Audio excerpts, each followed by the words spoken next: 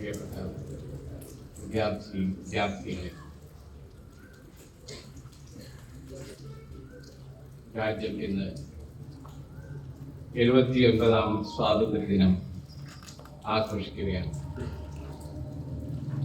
നമ്മുടെ നാട് ഏറെക്കാലത്തെ വൈദേശിക ആധിപത്യത്തിനും ചൂഷണത്തിനും ശേഷം സ്വാതന്ത്ര്യത്തിന്റെ പൊൻപുലരി കാണുന്നത് 1947 ഓഗസ്റ്റ് 15-നാണ്.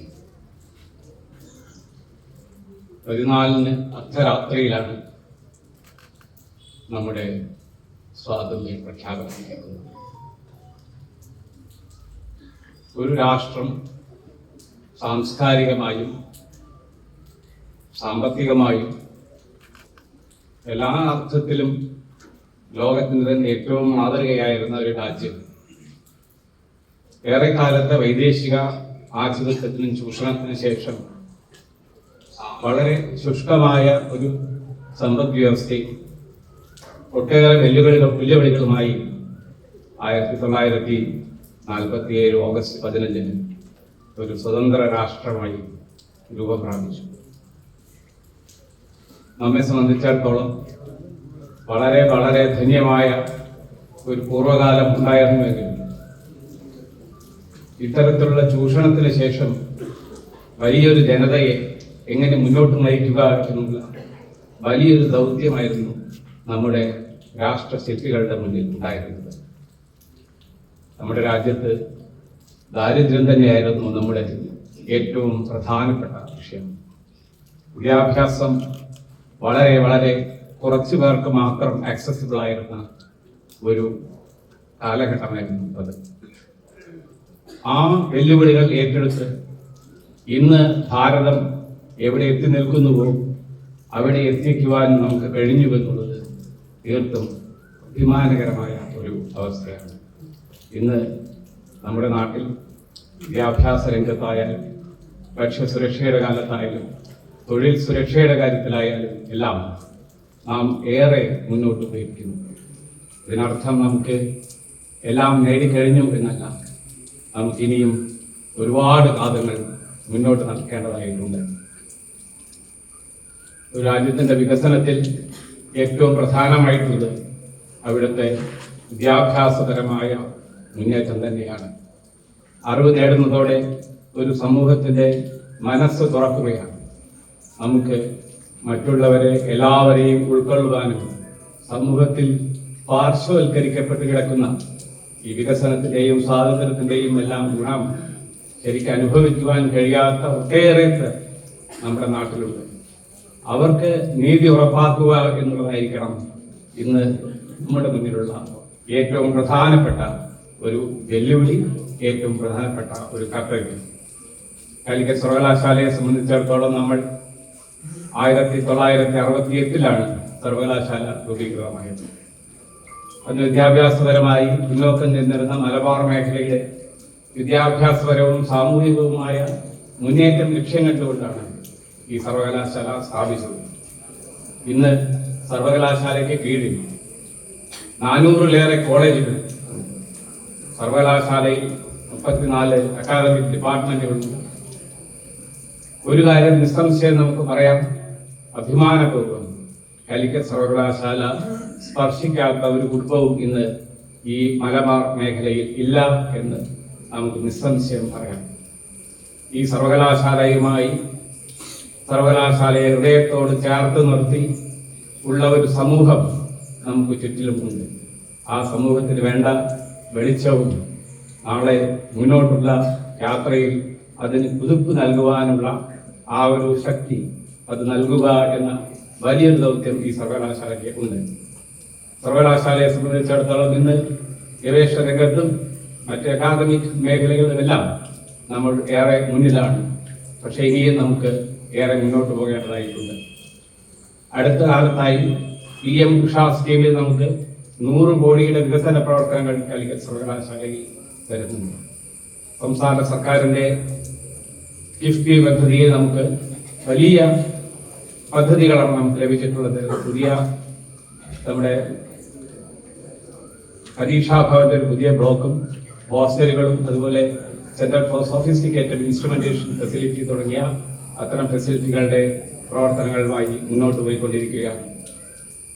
നമ്മുടെ ശാസ്ത്ര ഡിപ്പാർട്ട്മെന്റുകൾക്ക് DST പേഴ്സിൽ 10 കോടി രൂപ നമുക്ക് ലഭിച്ചു കഴിഞ്ഞു. അതിന്റെ പ്രവർത്തനങ്ങൾ മുന്നോട്ട് പോയിക്കൊണ്ടിരിക്കുകയാണ്. ANRF അനുസന്ധാൻ നാഷണൽ റിസർച്ച് ഫൗണ്ടേഷന്റെ പെയർ എന്നുള്ള പദ്ധതിയിൽ നമുക്ക് 10 കോടി ലഭിച്ചിട്ടുണ്ട്. അതിന്റെയും പ്രവർത്തനങ്ങൾ മുന്നോട്ട് പോയിക്കൊണ്ടിരിക്കുകയാണ്. നമ്മുടെ പല ഡിപ്പാർട്ട്മെന്റുകളും Department of Science and Technology കേന്ദ്ര സർക്കാരിന്റെ ക്വിസ്റ്റ് പദ്ധതിയിലുള്ള ഒട്ടേറെ സഹായങ്ങൾ നമുക്ക് ലഭിച്ചിട്ടുണ്ട്. ഫിസിക്കൽ എഡ്യൂക്കേഷൻ ഡിപ്പാർട്ട്മെന്റ് കായിക സാക്ഷരതയുമായി ബന്ധപ്പെട്ട ഒരു പ്രത്യേക പ്രോജക്റ്റ് വിദ്യാർത്ഥികളിൽ എങ്ങനെയാണ് കായിക ക്ഷമത അത് അസസ് ചെയ്യുന്നത്, അവരെങ്ങനെയാണ് മുന്നോട്ട് നയിക്കേണ്ടത് എന്നുള്ള ഒരു പദ്ധതി ഇപ്പോൾ നമ്മുടെ കായിക വകുപ്പിന്റെ കീഴിൽ കേന്ദ്രത്തിന്റെ ICSRന്റെ സഹായത്തോടു കൂടി നമ്മൾ നടത്തിക്കൊണ്ടിരിക്കുകയാണ്. അങ്ങനെ ഒട്ടനവധി മുന്നേറ്റങ്ങൾ നമ്മൾ നടക്കുന്നുണ്ട്. സർവകലാശാല തീർച്ചയായിട്ടും ഇനിയും ഒട്ടേറെ മുന്നോട്ട് പോകാനുണ്ട്. ഞാൻ രാവിലെ ഇന്ന് മേരെ വദൻ കെ ലോകം എന്ന ആ ഒരു ദേശഭക്തി ഗാനമാണെന്ന് പലരും അയച്ചിരുന്നത്. ലതാ മങ്കേഷ്കർ പാടിയ ഒരു ഗാനം, അതിന്റെ ഒരു പുതിയ പുനരാവിഷ്കാരം ഒട്ടേറെ സംഗീതജ്ഞർ ചേർന്ന് നടത്തുന്ന ഒരു ഗാനം കേട്ടുകൊണ്ടാണ് നമ്മുടെ മനസ്സിനെ ഓർമ്മയിൽ കുറിക്കുന്നത്. നമ്മുടെ സ്വാതന്ത്ര്യം ആ വലിയ മഹാസ്വപ്നം എത്ര ഉയർന്നതാണ് എന്ന് നമ്മെ മനസ്സിലാക്കി തരുന്ന രീതിയിലേക്കുള്ള ഒരു വലിയ ഒരു കണ്ണുനറയും ഒട്ടേറെ നനവാർന്ന ഓർമ്മകൾ നമ്മുടെ എല്ലാ മനസ്സിലേക്ക് കൊണ്ടുവരുന്നു. സ്വാതന്ത്ര്യ സമരം എന്ന മഹത്തായ ത്യാഗത്തിന്റെയും സഹനത്തിന്റെയും ആ സമരം അത് നമ്മിൽ അർപ്പിക്കുന്ന ഉത്തരവാദിത്തത്തിൻ്റെതായ നമ്മുടെ എത്രമാത്രം നമ്മൾ ഈ സ്വാതന്ത്ര്യം സംരക്ഷിക്കുവാൻ നമ്മൾ എത്രമാത്രം ഉത്തരവാദപ്പെട്ടവരാണ് എന്ന് നമ്മെ ഓർമ്മിപ്പിക്കുന്ന ആ ഗാനം കേട്ടുകൊണ്ടാണ് ഈ പുലരി തുടങ്ങുന്നത്. ഇന്ത്യ എന്ന മഹാരാജ്യത്തിന് ഏറ്റവും പ്രധാനപ്പെട്ട കാര്യം നാനാത്വത്തിൽ ഏകത്വം എന്നതാണ്. നമുക്കറിയാം, ഭാഷാപരമായും സാംസ്കാരികമായും വർണ്ണപരമായും ജാതി മതം ഏത് വിഷയത്തിൽ എടുത്തു കഴിഞ്ഞാലും ഇത്രയേറെ നാനാത്വം ദർശിക്കാൻ കഴിയുന്ന ഒരു രാജ്യം ഈ ലോകത്തില്ല. ആ നാനാത്വം തന്നെയാണ്, ആ നാനാത്വത്തിലുള്ള ഏകത്വം, അതാണ് നമ്മുടെ രാജ്യത്തിന്റെ ശക്തി എന്ന് തിരിച്ചറിയണം. നമ്മുടെ ഭരണഘടന വിഭാവനം ചെയ്യുന്ന സ്വാതന്ത്ര്യം, സമത്വം, സാഹോദര്യം, മതേതരത്വം, തുല്യത എന്നീ ഇത്തരത്തിലുള്ള മൂല്യങ്ങളെ എല്ലാം ഉൾക്കൊണ്ടുകൊണ്ട് മുന്നോട്ട് പോകുക എന്ന ഒരു വലിയ ഉത്തരവാദിത്വം നമുക്കുണ്ട്. നമ്മൾ ഓരോരുത്തരിലും ആ ഉത്തരവാദിത്വം നിക്ഷിപ്തമാണ് എന്ന് ഓർമ്മിപ്പിക്കാൻ ഞാൻ ഈ അവസരം ഉപയോഗിക്കുന്നു. നമ്മുടെ സർവകലാശാലയ്ക്ക് ഇനിയും ഏറെ മുന്നോട്ട് പോകാൻ കഴിയട്ടെ. നമ്മുടെ സമൂഹത്തിന് വേണ്ടി ഇനിയും ഒട്ടേറെ സംഭാവനകൾ നൽകാൻ കഴിയട്ടെ എന്ന് ഈ അവസരത്തിൽ ഞാൻ ആശിക്കുന്നു. എനിക്ക് ഉറപ്പുണ്ട്, വരും കാലഘട്ടങ്ങളിൽ നമ്മുടെ സർവകലാശാല ഇനിയും മുന്നോട്ട് പോകും. നമ്മൾ കാണാത്ത ഒരുപാട് സമരങ്ങൾ നമ്മുടെ സർവകലാശാലയിൽ നടക്കുന്നുണ്ട്. നമ്മുടെ പല വകുപ്പുകളിലും വളരെയേറെ കഷ്ടപ്പെട്ട് ജീവിത സാഹചര്യങ്ങളിൽ ഏറെ പിന്നോട്ടായ ജീവിത സാഹചര്യങ്ങളിൽ വന്ന് ഏറ്റവും നല്ല രീതിയിൽ അധ്യയനം നടത്തുകയും ഏറ്റവും നല്ല രീതിയിൽ പഠിച്ച് ജീവിതത്തിൽ ഈ സമൂഹത്തിന് വെളിച്ചമായി തീരണം എന്ന് കരുതി പ്രവർത്തിക്കുന്ന എത്രയോ വിദ്യാർത്ഥികളെ ഞാൻ ഈ ക്യാമ്പസിൽ കണ്ടെത്തിയിട്ടുണ്ട്. അതുപോലെ തന്നെ നമുക്ക് വളരെയേറെ പരിമിതമായ സാഹചര്യങ്ങളിൽ നിന്നുകൊണ്ട് ലോകോത്തരമായ ഗവേഷണം നടത്തുന്ന ഗവേഷകരുണ്ട്. അത്തരത്തിലുള്ള സമരങ്ങൾ കൂടി നമ്മുടെ സമരങ്ങളുടെ കൂട്ടത്തിൽ ചേർക്കണം എന്ന് ഞാൻ നിങ്ങളോട് അഭ്യർത്ഥിക്കുകയാണ്. നമ്മുടെ രാജ്യത്ത് ഒട്ടേറെ വികസന പ്രവർത്തനങ്ങൾ നടക്കുന്നുണ്ട്. രാജ്യം സ്വതന്ത്രമായതിനു ശേഷം അർദ്ധരാത്രിയിൽ നമ്മൾ കൂരിരുട്ടിൽ സ്വാതന്ത്ര്യം നേടിയ നമ്മൾ സ്വാതന്ത്ര്യത്തിന്റെ പൊൻപുലരിയിലേക്ക് നടന്നു നീങ്ങി ഇന്ന് ഒട്ടേറെ മേഖലകളിൽ പ്രകാശപൂരിതമായി നിൽക്കുന്ന ഒരു ഇന്ത്യയാണ് ഇന്ന് നമ്മുടെ മുന്നിലുള്ളത്. ഇതിന് നേതൃത്വം നൽകിയ എല്ലാ രാഷ്ട്രശില്പികളെയും നമുക്ക് ഈ സമയത്ത് ഓർക്കാം. ഈ നാടിന് വേണ്ടി അഹിംസയിൽ അധിഷ്ഠിതമായ, സഹനത്തിൽ അധിഷ്ഠിതമായ, ത്യാഗത്തിൽ അധിഷ്ഠിതമായ, ലോകത്തൊരിക്കലും സമാനതകളില്ലാത്ത ഒരു സ്വാതന്ത്ര്യ സമരത്തിന് ശേഷം നമ്മൾ നേടിയ ഈ സ്വാതന്ത്ര്യം അത് കാത്തു സംരക്ഷിക്കുവാൻ നമുക്ക് എല്ലാവർക്കും ബാധ്യതയുണ്ട്. നമ്മുടെ രാജ്യം ഒരുപാട് മുന്നോട്ട് പോയി കഴിഞ്ഞു. ഊർജ മേഖലയിൽ പ്രത്യേകിച്ച് വിദ്യാഭ്യാസം പോലെ തന്നെ ഊർജ മേഖലയിൽ ഇന്ന് 476 ഗിഗാവാട്ട് പവർ, അതിനകത്ത് ഏറ്റവും ശ്രദ്ധേയമായ ഒരു കാര്യം, ഒരു രാജ്യത്തിന്റെ വികസനത്തിൽ ഏറ്റവും പ്രധാനമായി കണക്കാക്കുന്ന ഒരു ഇൻഡെക്സ് ആണ് പവർ കൺസംഷൻ. 476 ഗിഗാവാട്ട് പവർ നമ്മൾ ഉപയോഗിക്കുന്നു. ഇതിനകത്ത് 50% ഇന്ന് റിന്യൂവബിൾ എനർജിയാണ് എന്നുള്ളത് നമുക്ക് അഭിമാനിക്കാം.